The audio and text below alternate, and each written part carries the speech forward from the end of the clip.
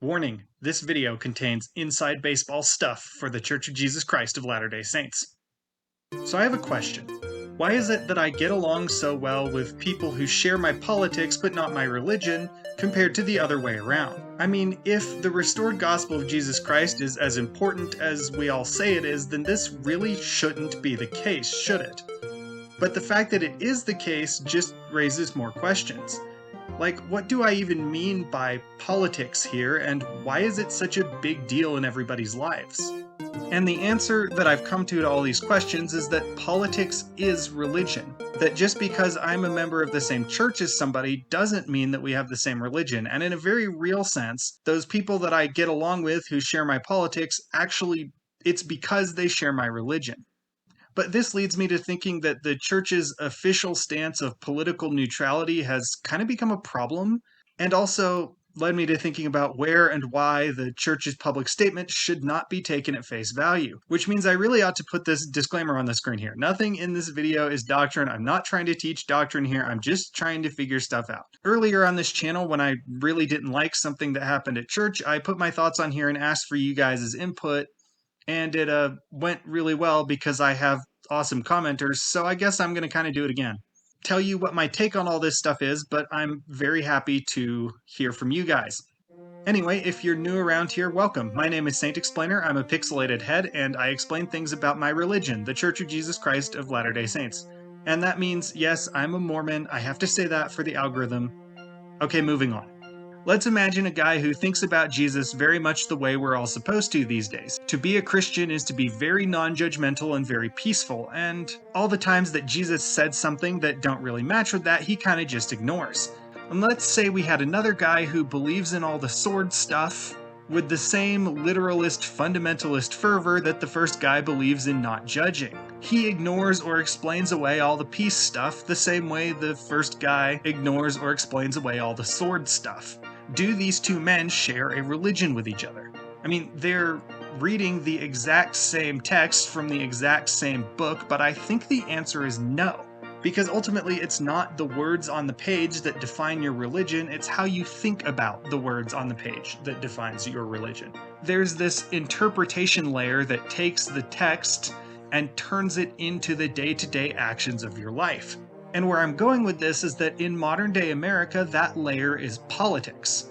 If you think about what people are arguing about politically these days in America, it's questions like, what is truth? What is good? What is just? It's questions like, what does it mean to love? I mean, both sides of the ongoing deportation controversy consider themselves to be acting out of love for their neighbors. Politics is also arguing about how a human being ought to live, and what obligation, if any, do we have to a higher power, and what is that higher power? And all of these are questions that in the past people would have turned to religion to answer. They're religious questions. But these days people turn to politics instead. And it's worth asking why this is happening. And I don't think it's because people suddenly stopped liking religion and started liking politics. I think it's because religious questions have become political. And in order to explain what I mean by that, we'll have to ditch this framing of politics as Republicans yelling at Democrats, because there are actually three political religions: woke, based, and boomer. Now, to be fair to the boomers, the thing I'm calling boomer was not invented by them. It's just that it mostly is old people who believe it these days. A more accurate term for it would be the post-war consensus. This is the dominant moral and values culture in the West that developed after World War II. It is a set of answers to those fundamental, what does it all mean, religious questions. You can think of the post-war consensus as the things that a Republican boomer and a Democrat boomer would agree on, or you can think of it as the morality that you were taught in elementary school, unless you went to school recently enough to be taught by the next contender on our list. Woke obviously needs no introduction, but in the context of this video, I'm going to characterize it as post-war leftism, a leftist reaction to the culture of the post-war consensus. And similarly, what I'm going to call based is post-war rightism. And I'm going to go on a little bit of a tangent here because it is very hard to sum up this group concisely. It contains a huge range of people and perspectives, and what their goals are and what they stand for is not at all unified. I couldn't even figure out what symbol I'm supposed to use to represent everyone here. I figure a guy holding a torch is close enough. And really, there's only two things that tie these people together. The first is that they're not woke, and the second is that they don't think the post-war consensus contains the answers to their questions. Hence, post-war rightism is really the only thing I can say that actually represents everybody in this group. Anyway, back in the olden days, the post-war consensus answers to all of these various questions were just the settled answers that more or less everyone believed in, helped, of course, by a top-down mass media culture at the time. The politics of that era was just disagreements on how to achieve goals which both sides agreed were good, which is why the conservatives of that era are just liberals driving the speed limit. When first woke and then based emerged on the scene questioning the post-war consensus, it took previously settled religious questions and unsettled them. This thing that has emerged that we call polarization is just the reemergence of religious conflict in American civic culture, which has made the church's performance of political neutrality a lot harder than it used to be, especially because it's trying not to alienate any of its members over their political persuasion, which has proven difficult because none of these groups want the church to agree with or publicly promote any of the others, which has led to some real tension that I'm sure you've noticed between maintaining this polite neutrality and saying anything of substance at all about the religion. Because these political questions are religious questions in disguise, there's really not a lot of depth you can get into in discussing religion before you say something that seems to favor or reject one of these three groups, which is one of the reasons why what's said at General Conference and what we get in Sunday school and especially Elders Quorum is so shallow and surface level. What makes all of this worse is that the church's performance of political neutrality is just that, a performance. It actually has a favorite among these three groups, and it's not actually woke, which is a little bit of a surprise because wokeness controls everything. But the church can and does get away with being anti-woke, but the thing it can't do is be anti-boomer. The church cannot preach against the post-war consensus. The reason for that is the relationship between wokeness and boomerism.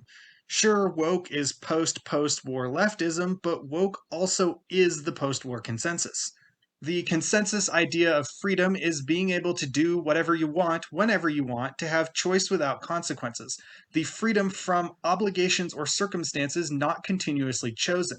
The consensus idea of equality actually stems from this. Not just equality before God or the law, but equality of outcome, so that the unchosen circumstances of your birth don't constrain what you can or want to do. Whether those unchosen circumstances are genetic, or cultural, or gender roles, or economic, doesn't matter. They all need to go so that everybody can do all the same things. Now, if that's starting to sound kind of woke to you, that's because it is woke.